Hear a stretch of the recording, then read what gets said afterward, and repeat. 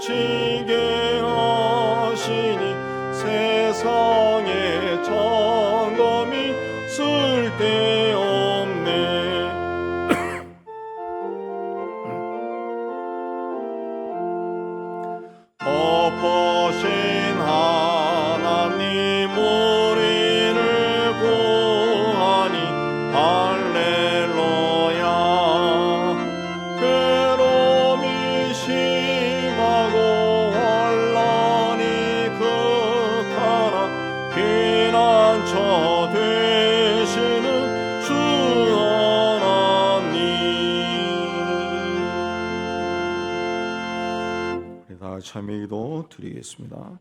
하나님 아버지, 지난 한 주에도 죄의 유혹에 흔들리는 삶을 살았습니다. 하나님보다 눈과 마음과 몸에 좋은 것들만 쫓아다녔습니다.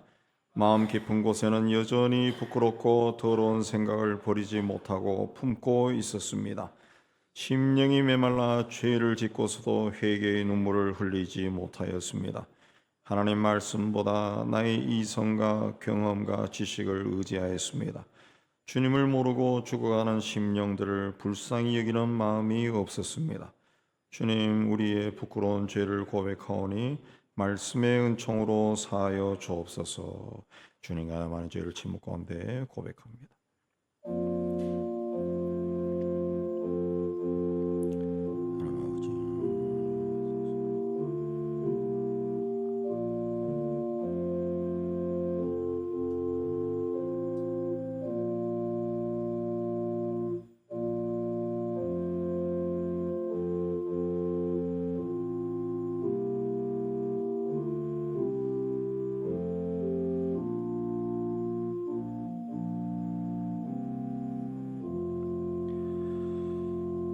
그가 우리를 흑암의 권세에서 건져내사 그의 사랑의 아들의 나라로 옮기셨으니 그 아들 안에서 우리가 속량 곧 죄 사함을 얻었도다. 말씀 의지해서 주께서 우리의 죄를 사하셨음을 선언합니다. 아멘. 지나고야 합니다.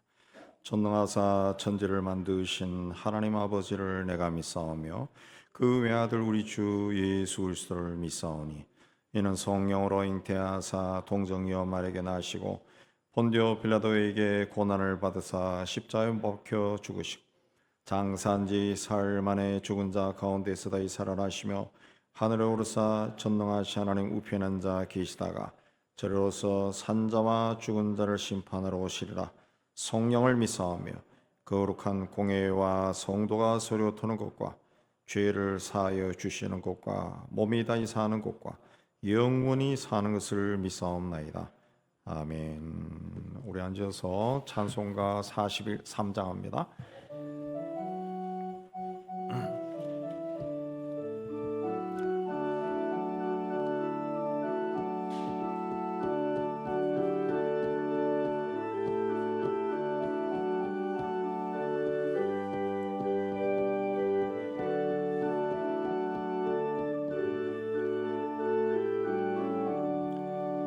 즐겁게 안식할라 반갑고 좋은 날 내 마음을 평쾌하니 즐겁고 기쁜 날 그날의 천하 만민 아버지 앞에서 참되신 삼위일체 다 찬송 부르네 그날의 하늘에서 새 양식 내리네 성회로 모이라고 정소리 울리네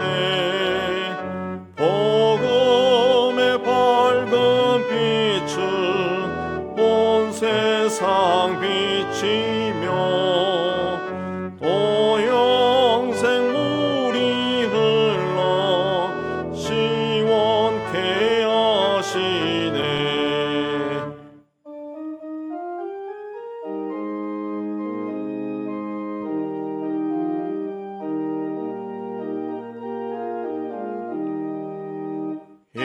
주일 지킴으로 새 은혜 입어서 영원히 쉬는 곳에 다 올라갑시다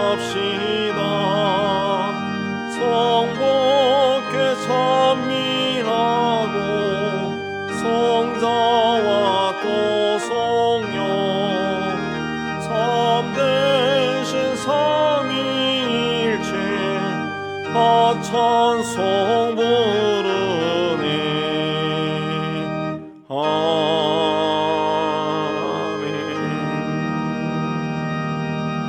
아멘.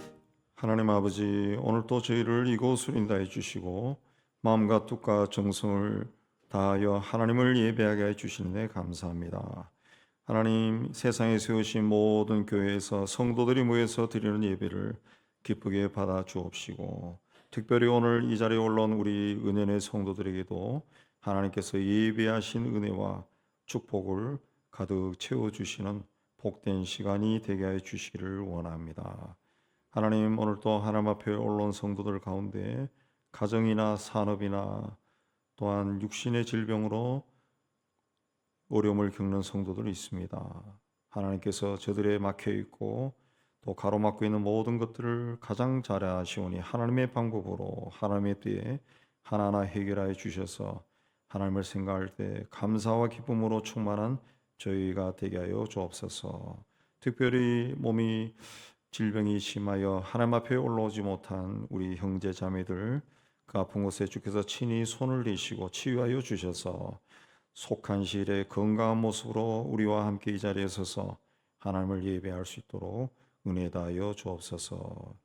세상 곳곳으로 터져서 주의 복음을 전하는 선교사들과 그 가정과 사역에 함께해 주셔서 온갖 핍박과 어려운 가운데서도 복음을 전하고 그 복음을 들은 사람들이 주님 앞에 나오는 구원의 역사가 날마다 풍성하게 일어나게 하여 주옵소서. 하나님 우리가 몸을 담고 살아가고 있는 이 땅을 주님께서 기억하여 주시고 하나님의 은총 가운데 많은 복을 내려주셔서 오늘 이곳까지 오게 해 주시는데 감사합니다. 그러나 이 땅에 있는 모든 교회와 또 성도가 또 이 땅의 백성들이 하나님의 은혜를 망각하고 자기만 좋아하는 그 길로 걸어가다가 온 세상이 많이 혼란스럽습니다. 하나님 아버지 이 땅을 살펴주시고 먼저 믿음의 사람들은 하나님 앞에 바르게 서기 위해 애쓰게 하여 주시고 이 땅의 모든 백성들이 정의와 공의와 정직한 삶을 살 수 있도록 은총을 내려주시기를 원합니다. 악한 자들의 악한 꾀가 이루어지지 않게 해주시고 나라를 해롭게 하는 일들이 일어나지 않도록 간섭하여 주시기를 원합니다. 저 북녘 땅도 주께서 이제는 불쌍히 여겨주셔서 그 땅과 백성을 진실로 사랑하는 사람을 지도자로 세우시고 나라가 발전하고 사람이 사람답게 사는 곳으로 변화되게 해 주시기를 원합니다. 자기도 모르는 사이에 남의 나라 전쟁에 들어가서 목숨을 잃어버리는 젊은이들의 소식을 많이 듣고 있습니다. 저 북녘 땅의 어머니들의 슬픈 울음이 더 이상 울려오지 않도록 전쟁터에 나갔던 백성들이 다 돌아오게 하여 주시옵소서. 하나님, 이제 설 명절이 이제 시작이 되었습니다. 원근 각처로 다닐 때 안전하게 해 주시고 평강이 넘쳐 흐르게 해 주시고 가족들과 만나서 하나님이 마지막 때까지 서로 사랑하라고 하신 가족들의 사랑을 확인하고 서로 축복하고는 또 존중히 여기는 복된 연휴가 될 수 있도록 은혜 다하여 주옵소서.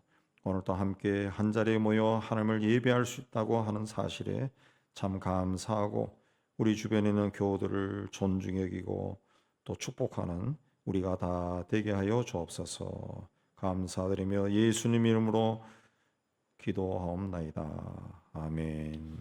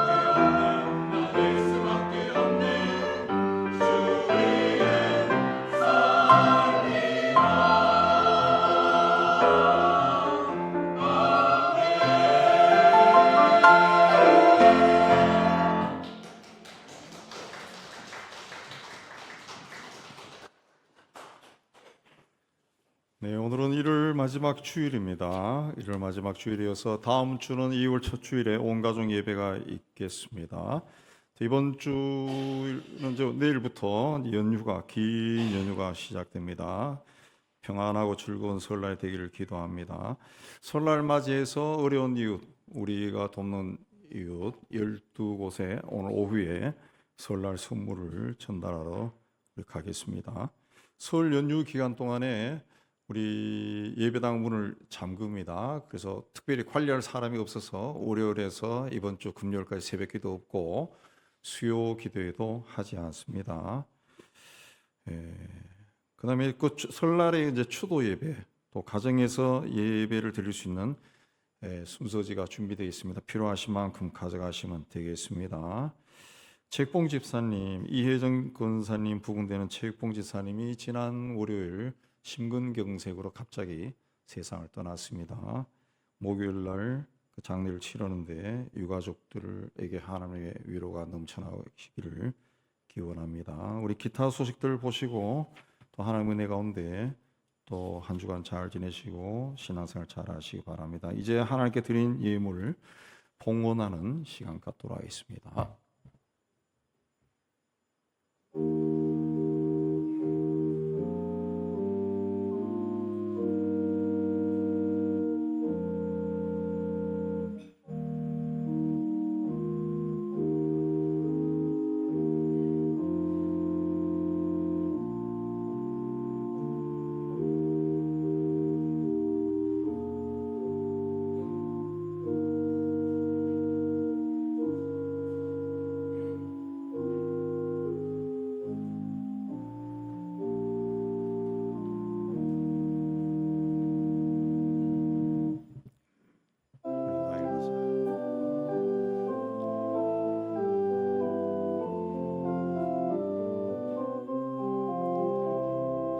내게 있는 향유가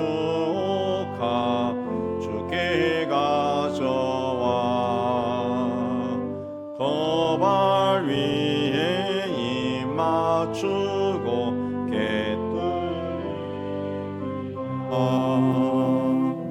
오늘 위에 험한 산길 어르신 예수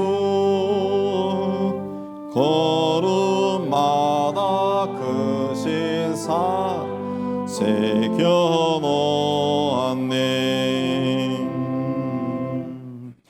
하나님 아버지, 지난 한 달도 우리를 푸른 초장 실만한 물가로 인도해 주시는 데 감사합니다. 하나님 인도하심에 감사하며 주어진 일터에서 땀 흘려 수고하고 얻은 것의 11조는 하나님의 크심을 고백하며 드립니다. 땅끝까지로 복음을 전하는 일에 작은 정성으로 동참합니다.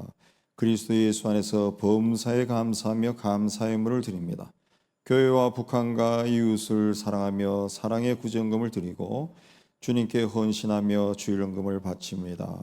주님, 우리가 드린 모든 예물에 우리의 신앙 고백과 헌신과 기도가 있습니다. 기쁘게 거둬주시고 사용하는 곳에서 복음이 전파되고 교회가 든든히 세워지고 어려운 이웃들이 예수 이름으로 위로받고 소망을 가지게 하여 주옵소서. 드린 손기들 기억하여 주시고 또 한 주간 세상 속에 살아갈 때 하는 모든 일들이 주 안에서 잘 되고 형통케 하여 주옵소서. 예수님 이름으로 감사하며 봉이 돌려옵나이다. 아멘.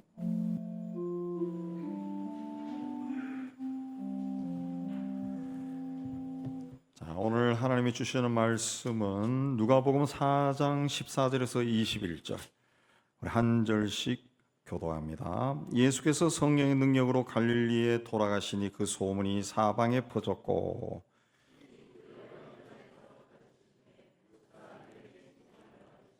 예수께서 그 자라나신 곳 나사렛에 이르사 안식일에 늘 하시던 대로 회당에 들어가사 성경을 읽으려고 서심해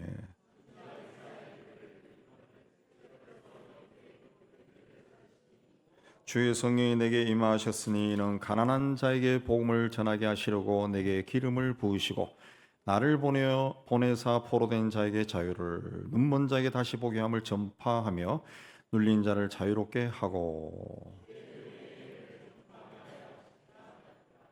책을 덮어 그 맡은 자에게 주시고 앉으시니 회당에 있는 자들이 다 주목하여 보더라.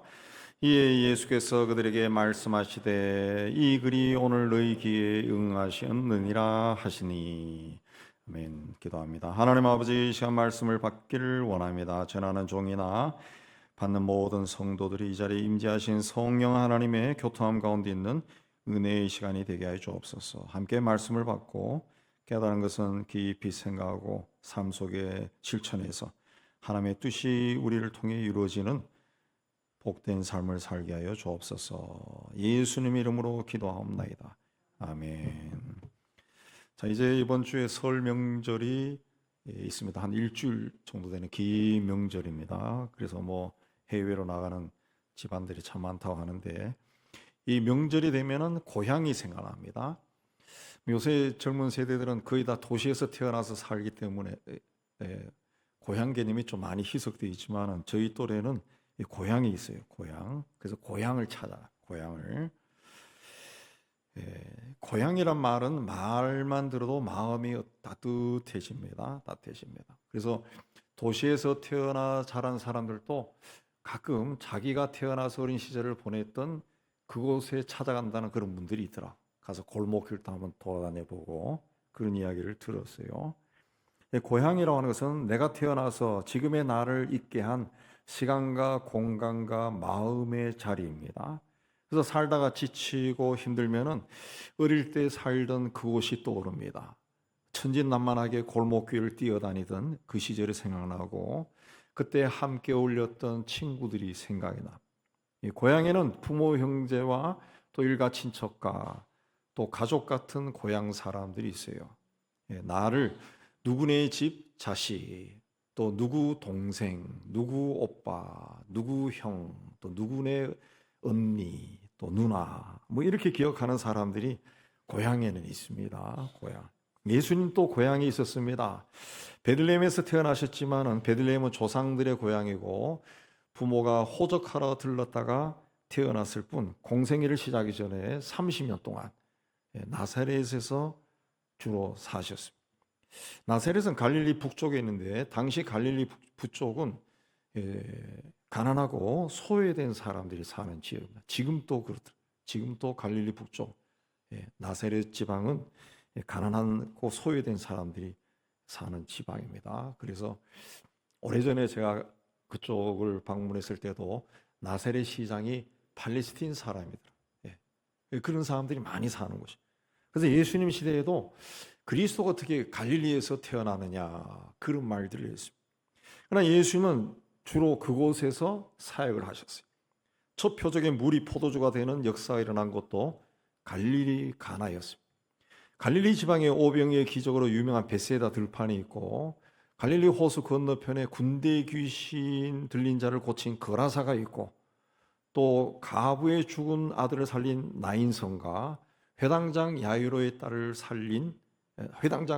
죽은 딸을 살린 가버나움도 갈릴리에 있습니다. 자, 오늘 말씀과 같은 내용을 기록한 마태복음에 보면은 예수께서 갈릴리 지방을 두루 다니시면서 회당에서 가르치고 복음을 전하고 귀신 들린 자를 고치고 또 중풍병, 각종 병에 걸린 사람들을 고쳤다 그랬습니다. 그래서 오늘 말씀 14절에 그 소문이 사방에 퍼졌다 그랬습니다. 그러신 후에 고향을 방문한 겁니다. 그리고 마침 안식일이 되었을 때 예수께서 늘 하시던 대로 회당에 들어가셨다. 늘 하시던 대로, 헬라어로 에도라고 하는데, 늘 하시던 대로는 오랫동안 반복해서 했다는 겁니다. 그래서 생활의 일부분이 되고 삶이 되은 그런 습관을 이야기합니다. 오래전부터, 어렸을 때부터 그렇게 살았기 때문에 마땅히 당연히 그렇게 했다. 그런 뜻인데, 이게 뭡니까? 오늘 말씀에 보면은 첫째는 늘 하나님 앞에 나아갔다 그랬습니다. 16절에 안식일에 늘 하던 대로 회당에 들어갔다 그랬습니다. 구약에 보면은 그 성전은 예루살렘에 하나밖에 없었습니다. 그 성전에서 주로 하는 일은 제사였어요. 제사, 예배와 기도입니다. 예배와 기도. 그 외에 다른 것은 하지 않았습니다. 그러다가 바벨론의 나라가 망하고 성전이 다 무너졌습니다. 파괴됐습니다. 많은 사람들이 바벨론의 포로로 잡혀가고 또 피난 가서 많은 사람들이 온 세상에 흩어졌습니다. 그래서 하나님을 예배할 수 있는 이 성전이 사라진 거예요. 그래서 유대인들이 자기들이 있는 곳에 한 10가정만 모이면은 이 회당이라는 것을 만들었습니다. 그 회당에서 예배하고 기도하고 하나님의 말씀을 가르치고 배우고 또 히브리어와 이스라엘 역사를 배우고 전통 문화도 보존하고 또 그 지역에 사는 유대인 공동체에 필요한 일을 위해 회의도 하고 그렇게 했습니다. 예수께서 안식일마다 바로 이런 회당에 가셨다는 거죠. 늘 하시던 대로 습관적으로 규칙적으로 했던 그 일을 하셨다는 거죠. 그렇게 하는 것이 예수님의 일상생활에 당연히 하는 일이었다는 거죠. 사도들이 복음을 전하러 다닌 것도 이 회당입니다.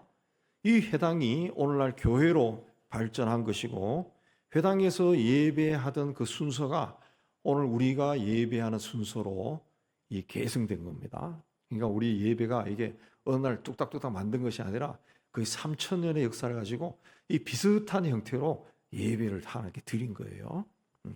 그러니까 회당이라고 하는 것은 오늘날의 교회라는 거죠. 그러면 교회는 하나님의 집이라는 겁니다. 성전에서 회당으로, 회당에서 교회니까 똑같은 개념으로 보면은 하나님의 집입니다. 이 교회에 규칙적으로 하나님께 드리는 예배가 있고 기도가 있고 하나님의 말씀을 가르치고 배우고 또 성도들이 다양한 모습으로 서로 교제하고 또 섬기는 그런 일들이 있습니다. 안식일마다 회당에 올라가는 것이 예수님의 습관이었어요. 우리도 주일마다 혹은 무슨 일이 있을 때마다 교회에 나가서 하나님 앞에 서는 것이 습관이 돼야 됩니다. 습관이 당연한 일이 돼야 됩니다. 신앙이라고 하는 것은 교회에 올라와 하나님께 예배하고 기도하고 또 말씀을 배우고 또 나와는 다른 길을 걸어가는 많은 성도들과 교제를 하면서 이 신앙이라는 것이 성숙해지는 겁니다. 성숙해지는 생각이 바뀌고 믿음이 세워지는 겁니다. 믿음이라고 하는 것은 내가 성경을 읽어서 혼자서는 절대로 세워지지 않는 거예요. 전혀 다르게 사는 삶의 환경이 다른 성도들이 어떻게 사는가를 보고 그들의 말을 들어보고 저럴 때 저렇게 하는구나 배우는 거예요. 배우는 거예요. 그걸 통해서 믿음이 견고해지는 거죠. 주일만 교회 나가는 것이 아니라 교회 나가는 것이 일상생활이 되고 습관이 돼야 돼요. 우리 교회도 보면은 제가 아침 저녁에 보면은 출근하기 전에 들러서 기도하는 사람들이 많아요. 또 퇴근 후에 또 들어가서 예배당에 들어와 기도하는 사람들도 있고 주중에도 주간에도 들어와서 기도하는 분들이 있어요. 그러니까 시간이 날 때마다 시간을 내어서 예배당에 들어와 주의 이름을 부르고 주님을 묵상하고 그런 것이 있어야 됩니다. 자, 이 당시 유대인들은 남자가 5살이 되면 회당에 출입할 수 있도록 허락해 줬어요. 그리고 13살이 되면 의무적으로 반드시 회당 예배에 참석하게 되어 있습니다. 마태복음에 보면은 예수님의 아버지 요셉은 의로운 사람이다. 의로운 사람이라는 것은 경건한 사람이라. 그렇기 때문에 아버지 요셉의 손에 이끌려서 어린 시절부터 예수님은 회당에 나와서 예배를 드리고 또 신앙 훈련을 받으셨을 거예요. 그런 그 세월이 30년 동안 이어지면서 자연스럽게 생활의 일부분이 된 겁니다. 우리도 이 하나님 앞에 나가는 것이 자연스럽게 습관이 되어서 자연스럽게 마치 호흡하듯이 밤이 되면 잠을 자듯이 때가 되면 식사를 하듯이 자연스러운 습관이 되어야 돼요. 이 하나님 앞에 나가는 것이 습관이 되어 있지 않으면은 그 여러 가지 상황에 따라 가지고 그 예배에 빠지고 기도하지 않는 거 이런 일들이 자주 발생합니다. 가정의 모임이나 친구들과의 모임, 또 애경사, 또 회사에 어떤 중요한 일이 있다 그러면 처음에는 좀 고민이 되지만은 빠져버립니다. 빠져버려요. 타협을 해버린다는 거죠. 타협. 왜 그러냐 하면은 주일 예배는 매주일 드리니까 한두 번은 괜찮겠지 이런 마음이 든다는 거예요. 그러나 친구나 또 가정의 일이나 회사 일은 가끔 일어나는 일이기 때문에 이거 빠지면은 관계가 다 끊어질 것 같아가지고 그건 예배를 빼뜨리고서도 간다는 거죠. 간다. 그런데 그렇게 해서 예배를 한 번, 두 번 빠지게 되면은 이 하나님과의 관계도 멀어져요. 친구와의 관계, 회사와의 관계 때문에 예배를 빠지고 그쪽에 가면은 거기와의 관계는 돈독해지지만은 하나님과의 관계는 자꾸 멀어지는 거예요. 멀어지는 거예요. 예배 드리는 것이 내 삶에서 가장 중요한 것이, 가장 귀한 것이 돼야 됩니다. 그렇게 되면은 예배에 빠진다는 거 상상을 못 하는 거죠. 기도가 중요한 것이 되면은 기도하지 않는다는 거 상상을 할 수가 없습니다. 근데 하나님 앞에 나가는 거, 예배에 빠지지 않고 기도하는 생활을 계속하는 거, 이거 인간의 의지대로 하는 것이 쉽지 않아요. 사탄이 항상 합리적인 변명을 생각나게 해서 타협하게 만든다. 그래서 어떻게 해야 됩니까? 하나님의 은혜가 나에게 임해야 내가 하나님 앞에 나가는 것이 열정이 생기는 거예요. 열심이 생기는 거죠. 하나님의 은혜가 임한다는 것은 무엇을 이야기합니까? 성령이 함께하는 거예요. 예수께서 갈릴리에서 사역을 시작하실 때 14절에 성령의 능력으로 갈릴리에 들어가셨다. 회당에서 말씀을 읽을 때도 주의 성령이 내게 임하셨으니 그랬습니다. 세례요한에서 세례를 받을 때도 성령이 비둘기같이 예수님 머리 위에 임하셨다. 광야에서 마귀에게 시험을 받을 때도 성령에 이끌려 가셨다. 그 유혹을 물리친 후 다시 성령의 능력으로 갈릴리로 돌아오셨다. 그 능력이란 디나미스라고 하는 단어의 뜻은 이적을 일으키는 강한 힘입니다. 강한 능력이에요. 예수께서 사역하실 때 성령의 능력으로 귀신을 쫓아내고 병을 고치는 그런 일이 일어난 거예요. 성령에 의해서 능력이 나타났다라고 하는 말은 하나님이 함께 하셨다는 거죠. 하나님이 함께 하시는 것이 뭐냐? 성령께서 그와 함께 하셨다. 그러니까 하나님 앞에 나가는 거, 하나님께 열심을 내는 거, 내 의지대로 되는 것이 아니라는 거죠. 하나님의 영이신 성령께서 도와주셔. 성령의 역사가 있어야 돼. 성령의 역사. 성령께서 도와주셔. 성령. 그렇기 때문에 그 성령 충만을 구하라 그랬어요. 항상 무엇을 하든지 내가 뭐 목사님처럼 무슨 말씀을 설교하고 병자를 고치고 이런 일을 위해서 성령의 충만을 구하는 것이 아니라 그냥 호흡처럼 성령의 충만. 여러분 그 사형리에 보면은 성령 충만을 구하는 것이 뭡니까? 호흡이 뭡니까? 나쁜 공기를 뱉어내고 신선한 산소를 들이키는 것처럼 내 속에는 좋지 않은 생각들을 고백하고 성령 충만을, 하나님의 영을 다시 충만하게 받는 거예요. 받는 거. 성령 충만을 구해서 성령으로 충만해야 하나님 앞에도 나갈 수 있다는 거죠. 예수님은 그때마다 성령의 도우심을 받았어요. 성령의 도우심을 받아서 귀신을 쫓아내고 병을 고치고 이적을 일으켰다는 거죠. 우리도 성령의 능력을 힘입어서 날마다 순간마다 하나님 앞에 좀 열심을 내어 나가 하나님과의 관계가 날로 깊어지고 또 하나님이 주시는 지혜와 능력으로 충만해지기를 주의 이름으로 축복합니다. 두 번째, 예수님은 늘 성경을 읽고 연구하고 묵상하셨다. 16, 17절에 안식일에 늘 하시던 대로 회당에 들어가 성경을 읽으려고 서셨다. 근데 그때 회당에서 성경을 맡은 사람을 핫잔이라고 하는데 이 핫잔이라는 사람이 이사야가 기록된 두루마기 성경을 예수님께 건네주었습니다. 당시는 오늘날처럼 이 성경이 한권으로 된 책이 아니라 이 양피지에 글을 써서 두루마리로 말아놓은 겁니다. 그 중에 이사야서를 뽑아서 드렸다는 거예요. 예수님이 활동하던 시대에 회당 예배에도 순서가 있었습니다. 제일 먼저 하는 것이 쉐마로 이스라엘아 들으라 하는 쉐마, 신명기 그 6장을 읽는 겁니다. 그걸 낭독하면서 18개의 축복을 선포합니다. 그때 성도들이 다 일어나서 예루살렘 성을 향해서 얼굴을 돌린 채 서 있습니다. 그리고 낭독이 끝나면 아멘을 하다. 그런 다음에 핫잔이 상자에서 두루마리를 꺼내서 덮개를 벗긴 다음에 맨 처음 성경을 낭독할 사람에게 그 성경을 건넵니다. 그때 낭독을 위해서 매번 예배 때마다 7명이 선정되었는데 각자 3구절씩 읽었다고 합니다.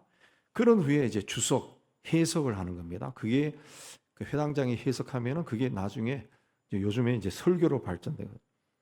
율법 낭독이 끝나면은 개회 때 기도했던 사람이 다시 그 예언서에서 선정된 성경 구절을 낭독하는데 예수님이 아마 이때 이사야서를 읽은 것이 아닌가 그걸 봅니다. 그걸 이제 폐해 기도문이라고 그렇게 이야기합니다. 이제 그리고 마지막에 축복 기도가 선포되고 예배가 폐했다 그랬습니다. 17절에 보면 예수께서 이사야서를 받아서 이렇게 기록된 데를 찾으셨다. 이사야서 61장 1절에서 3절을 찾으신 겁니다. 곧 예수님은 하나님의 말씀을 늘 읽고 묵상해서 어디에 무슨 말씀이 있는지 잘 알고 있었다는 거예요. 여러분들이 살아가면서 무슨 상황 속을 만났을 때 갑자기 이 말씀이 생각나면 그 말씀을 찾는다, 정확히 찾는다. 그거 쉽지 않습니다. 쉽지 않습니다. 예. 저희 같은 목회자를 또 한참 찾아봐야 됩니다. 예. 그래서 가급적이면 외우려고 애를 쓰지만은 그냥 예수님의 그 찾았다라고 하는 것은 굉장히 성경에 깊이가 있었다는 거죠. 자, 하나님의 말씀에 중심을 두지 않는 신앙은 분주하게만 하지 열매가 없어요. 성경 말씀에 근거하지 않은 믿음이나 열심은 뿌리 없는 나무와 같습니다. 예수님 시대에는 한 권의 책을 그 몇 사람이 몇 년 혹은 몇 달씩 필사해서 글로 써서 책으로 만들었어요. 그래서 당시에는 성경을 개인이 소장하는 것이 거의 불가능했습니다. 두루마리로 말아서 했기 때문에 회당에다가 큰 박스 속에 그걸 보관을 한 거죠. 그래서 성경을 읽기 위해서는 회당에 가야 되는데 예수님은 어린 시절부터 회당에 가서 말씀을 읽고 연구하고 묵상하는 것이 습관이 되었다. 모르는 것이 있으면 묻고. 그래서 여러분 봉쇄도 12살 때 성전에 올라가서 그 부모들이 잃어버렸다 찾는 기사도 나오잖아요. 그게 습관이었다는 거죠. 그렇게 심령에 새긴 말씀으로 40일 금식하신 예수님께 마귀가 나타나 돌이 떡덩이가 되게 해라. 네가 만약 하나님의 아들이면 이 성 꼭대기에서 뛰어내려라. 또는 내게 절하면 천하만국과 영광을 주겠다. 그렇게 유혹했지만은 하나님 말씀으로 다 물리쳤습니다. 아주 정확한 말씀으로 물리치죠. 갈릴리에 돌아가셔서도 여러 회당에서 말씀을 가르칠 때 사람들이 칭송할 정도로 잘 가르쳤다. 그뿐 아니라 마지막 십자가 위에서 예수께서 엘리 엘리 라마 사박다니라고 부르짖었는데 그 말씀도 시편 22편 1절에 나오는 말씀. 그리고 복음서를 읽어보면 예수께서 굉장히 많은 구약 성경을 인용해서 말씀을 가르칠 때가 많습니다. 예수님 삶 중심에 하나님의 말씀이 있었다. 항상 말씀을 읽고 연구하고 묵상한 결과 예수님의 심령 안에는 하나님의 말씀이 스며들어가 있었던 겁니다. 신앙이 성숙하고 영성이 깊어지기 위해서는 말씀을 읽고 들을 때 하나님이 지금 나에게 말씀하시는구나 그런 마음으로 받아야 됩니다. 그러기 위해서는 말씀을 받는 그 자리를 소중하게 여기고 말씀이 들려올 때 내 마음과 영을 활짝 열고 받아들여 아멘으로 받아들여. 그렇게 해야 우리 삶의 중심에 하나님의 말씀이 자리를 잡습니다. 예수께서 우리 마음에 있는 것이 입 밖으로 나온다 그랬습니다. 거친 말을 쓰는 사람들을 그들의 마음에는 거칠고 상스럽고 어두운 것이 가득 차 있습니다. 그러나 내 마음에 주의 말씀이 담겨 있으면 사용하는 언어가 달라져. 사람의 변화는 말에서 가장 먼저 나타난다고 그러지 않습니까? 거친 말이 사라지고 온유하고 친절하고 배려하는 말을 사용합니다. 말이 변하면 표정이 변하고 행동이 변하고 삶이 변하고 생활이 변합니다. 그런 변화는 하나님의 말씀을 늘 읽고 연구하고 묵상하고 새기는 가운데 일어납니다. 하나님을 사랑하는 사람은 하나님이 나에게 하신 말씀을 귀하게 여기고 사랑하는 사람. 하나님은 그렇게 말씀을 사랑하는 사람들을 축복합니다. 그래서 하나님의 말씀이 체득화된 사람, 그의 삶에 새겨지고 마음에 새겨진 사람들은 거의 대부분이 지혜롭습니다. 세상을 그냥 살지 않습니다. 굉장히 지혜롭고 신중하고 또 다른 사람들을 존중해 여긴다. 하나님이 그들을 축복하신 겁니다. 원래는 하나님의 말씀을 항상 마음에 담고 말씀으로 오신 주님과 동행해서 많은 은혜와 축복을 받아 누리는 여러분 되시기를 주의 이름으로 축복합니다. 세 번째, 예수님은 늘 사람을 살리는 일을 했습니다.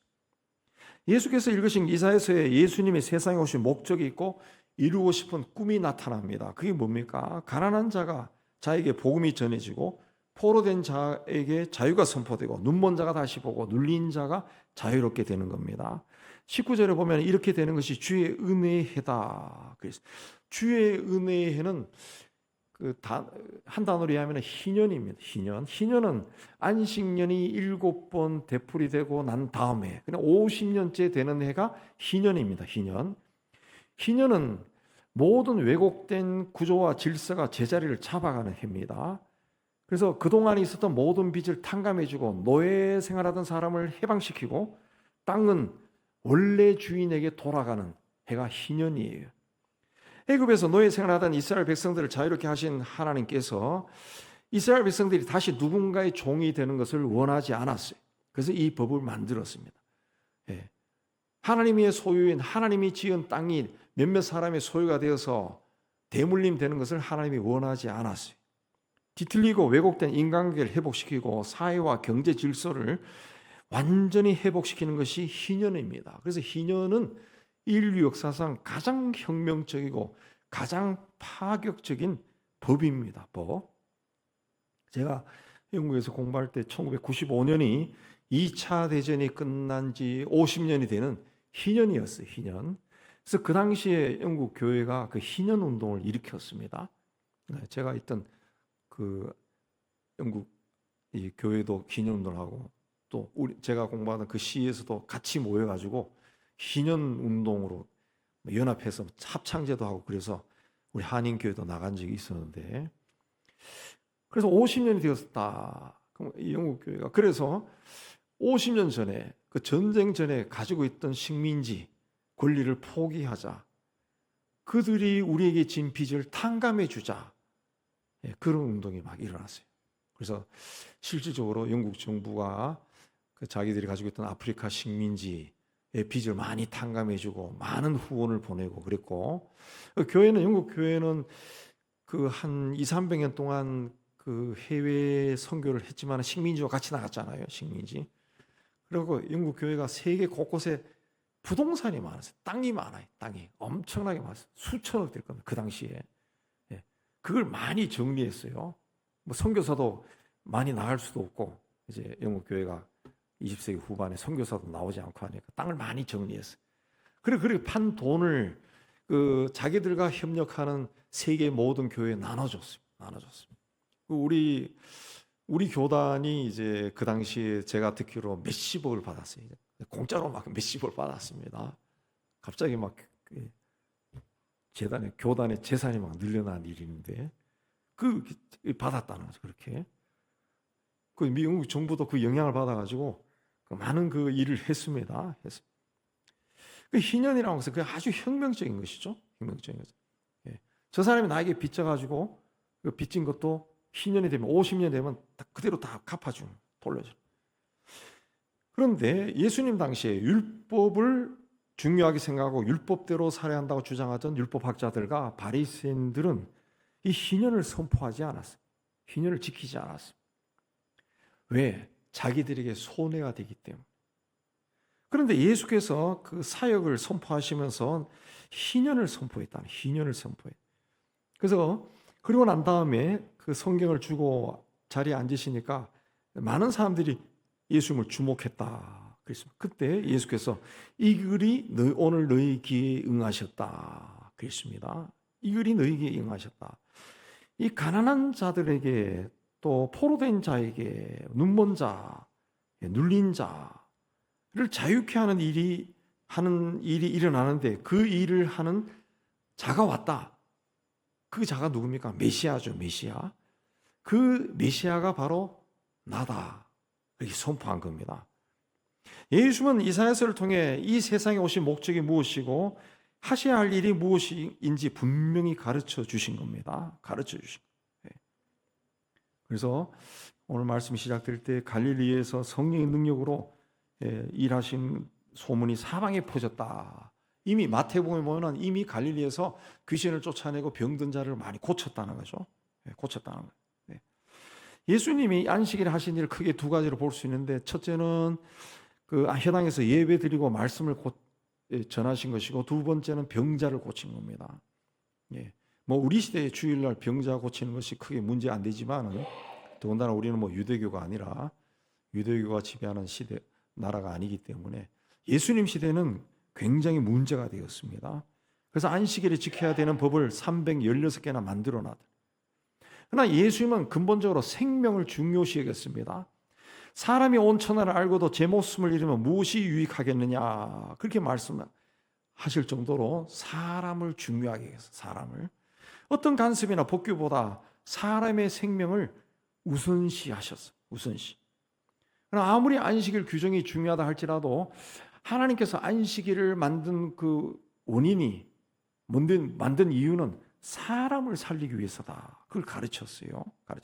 그래서 사람의 생명을 살리는 것이나 선한 일을 하는데 안식일의 율법이 방해받아서는 안 된다. 그랬습니다. 예수님의 이 주장 때문에 자기가 미움을 받고 죽음을 당할 수도 있다라는 걸 예수님도 아셨어요. 그럼에도 생명을 살리는 일을 포기하지 않았어요. 그래서 심령이 가난한 사람들이 예수 믿고 천국을 소유하게 되고, 마음이 상한 자들이 예수로 인해 위로받고, 마귀에게 포로된 자들이 풀려나고, 육체의 연약함에 병든 자들이 고침을 받았어요. 그리고 마지막에 십자가에 우리를 위해 우리의 죄를 대신해서 십자가에서 죽으시고 부활하셔서 예수 믿는 모든 사람들을 구원해 주셨어요. 다양한 상황 속에 살고 있는 사람들을 자유롭게 해주셨어요. 자, 오늘 말씀에 가난한 자들에게 복음이 전해지고 포로된 자에게 자유를, 눈먼 자는 다시 보고 눌린 자는 자유롭게 한다. 왜 가난한 자, 포로된 자, 눈먼 자, 눌린 자를 언급하셨을까요? 자, 이런 사람들은 지금 자신들이 처한 환경에서 벗어나기를 아주 간절하게 원하는 사람. 뜬 눈으로 밤을 지새우는 파수꾼이 해가 뜨기를 간절히 원합니다. 예수님은 하나님의 나라를, 신랑을 기다리는 신부다 그랬습니다. 신부가 그날 밤에, 이스라엘에서는 그 결혼을 밤에 하는데, 저녁에 해 지고 난 다음에 하는데, 신부가 신랑이 오기를 간절히 기다리죠. 하나님의 구원은, 하나님의 역사는 간절히 기다리는 사람에서 일어난다고 가르쳐 주신 겁니다. 근데 부자나 건강한 사람이나 또 달란트가 많은 사람, 똑똑한 사람들에게는 그런 간절함이 없어요. 지금 자기가 가지고 있는 것을 잘 유지하고 풍요롭고 편안하고 부유하게 살기만 원할 뿐입니다. 그러나 가난하고 포로되고 눈멀고 눌린 삶을 사는 사람들은 자기들의 삶에서 해방시켜 주실 구원자를 간절히 기다리죠. 그러니 이 말씀, 예수께서 하신 말씀은 하나님의 구원은 어떤 사람에게 임하느냐 보여준 거예요. 또 기도 응답은 어떤 사람에게 임하느냐라는 걸 보여주신 거예요. 신앙생활은 예수를 닮아가는 겁니다. 크리스찬, 그리스도인, 그러면은 예수를 그리스도인을 믿는 자지만은 예수 그리스도를 따라가는 사람, 본받는 사람이에요. 그러면은 우리가 예수님의 이 거룩한 습관을 닮아가기를 힘써야 돼요. 예수님은 하나님 앞에 나아가는 것을 굉장히 중요하게 여겼습니다. 오늘 말씀에 나오듯이 성령으로 충만하여 항상 하나님 앞에 섰다 그랬습니다. 우리도 늘 성령으로 충만해야 됩니다. 그래야 하나님 앞에 열심히 생깁니다.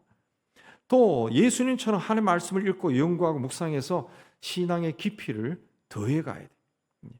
하나님 말씀이 우리에게 심어지지 않으면 하나님이 주신 지혜와 능력이 어떤 것인지 모르고 경험하지도 못합니다. 또 주님처럼 함께 살아가는 사람들을 존중히 여기고 어려움에 처한 사람들의 삶을 살펴서 그들이 복된 길로 걸어가도록 도움을 줘야 돼요. 복음을 전할 때도 이런 마음으로 전하면은 효과가 있습니다. 우리가 예수님처럼 이 거룩한 습관을 위해서 훈련하면서 우리가 나가면은 하나님께서 우리에게 지혜를 주시고 능력을 주셔서 하나님의 역사를 이루실 것입니다. 이 하나님의 은혜와 축복이 우리에게도 그대로 임하여서 주님의 세월이 흘러가면서 주님을 더욱더 닮아가는 우리가 다 되기를 주의 이름으로 축복합니다. 하나님 아버지, 우리가 예수를 믿고 신앙생활을 하고 있지만은 어떻게 해야 될지 모를 때가 참 많은데, 주님께서 세상에 계실 때 하신 그 일상생활을 우리에게 들려주셔서 참 감사합니다. 주님처럼 우리도 성령으로 충만해서 늘 하나님 앞에 서는 것을 내 삶의 가장 중요하게 여기는 자가 될 수 있도록 은총을 다하여 주옵소서. 하나님의 사람이라고 말하면서도 우리가 하나님 말씀을 중요하게 여기지 않았습니다. 이제는 하나님 말씀을 읽고 연구하고 묵상해서 그 말씀을 통해서 우리에게 말씀하시는 하나님 말씀을 듣게 해주시고, 말씀을 통해 우리에게 주시는 하나님의 지혜와 능력을 소유한 자가 되게 해 주시기를 원합니다. 또 주님처럼 우리 시대에 같이 살아가는 내 주변에 있는 사람들 존중히 여기고 그들의 삶을 살리는 그런 자들이 다 되게 하여 주옵소서.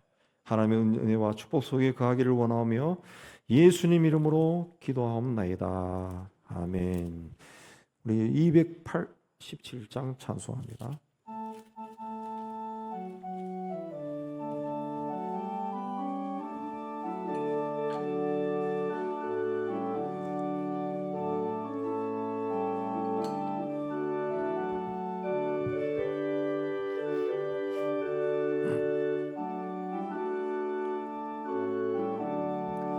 예수 앞에 나오면 제사함 받으며 주의 품에 안기어 편히 쉬리라.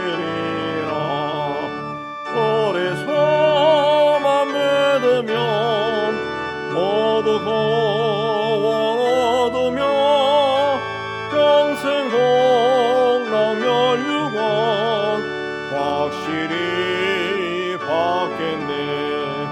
예수 앞에 나와서 은총을 받으며 마음의 기쁨 넘치어 감사하리라.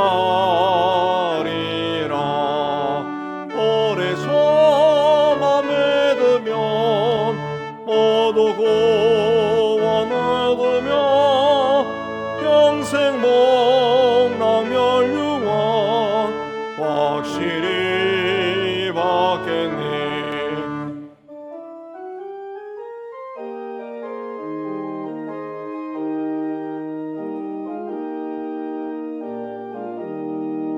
예수 앞에 설 때에 흰 옷을 입으며 벌거벗 난 내 집에 길이 살리라.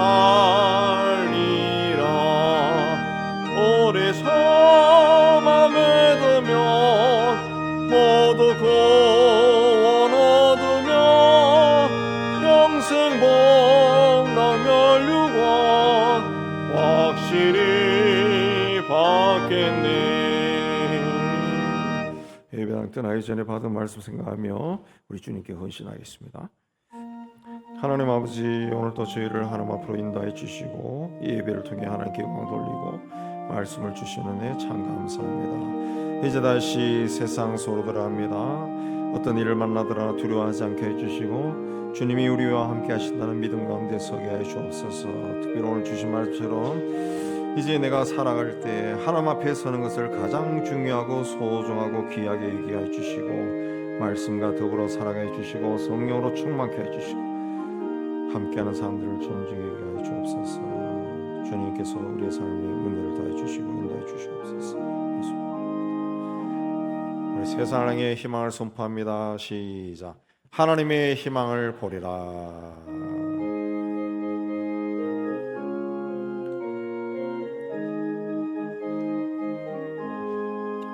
주가 세상을 다스린 위험이 넘쳐나고 그의 나라와 주의 영광 온 하늘에 가득하다.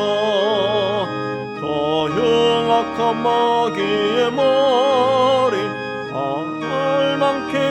하시는 주 이 찬양을 주께 드리니 큰 영광을 받으소서. 주가 권능의 손으로서 이 세상을 창조하니 그의 놀라운 창조 솜씨 만 백성이 경탄하네. 저 하늘의 별들도 모두 주 영광을 나타내어 늘 돌보아 주시는 주께 큰 영광을 돌립니다.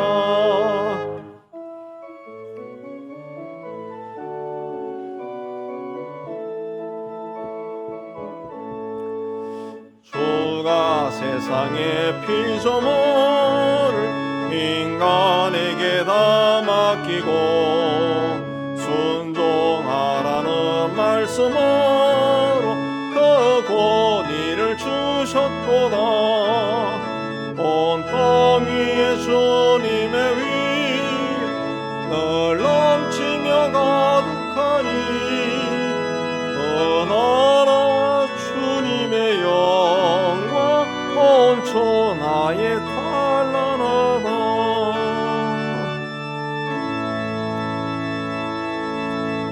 여호와는 내게 복을 주시고 너를 지키시기를 원하며 여호와는 그 얼굴을 내게 비추사 은혜 베푸시기를 원하며 여호와는 그 얼굴을 내게로 행하여 드사 평강 주시기를 원하노라. 이제는 우리 주 예수 그리스도 내와 하나님 아버지의 사랑하심과 성의 교통하심이 주의 몸된 교회와 세상 속으로 터지는 하나님의 자녀들 위해 이제부터 영원까지 함께 있을지어다. 아멘.